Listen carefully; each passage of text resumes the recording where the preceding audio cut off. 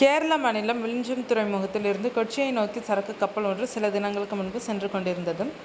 ரசாயனம் கொண்ட கண்டெய்னர்களை ஏற்றிச் சென்ற கப்பல் வேகமாக வீசிய காற்றால் கொச்சி அருகே நடுக்கடலில் திடீரென கவிழ்ந்தது.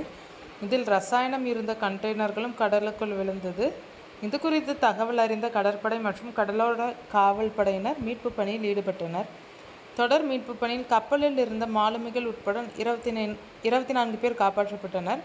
சரக்கு கப்பலில் இருந்த 640 கண்டெய்னர்களில் 13 கண்டெய்னர்களில் மிகவும் ஆபத்தான நச்சுத்தன்மை கொண்ட ரசாயனம் இருந்ததால் பெரும் அச்சுறுத்தல் ஏற்பட்டது. அந்த ரசாயனம் கடலில் கொட்டியதால் அப்பகுதி ஆபத்தான பகுதி என அறிவிக்கப்பட்டது.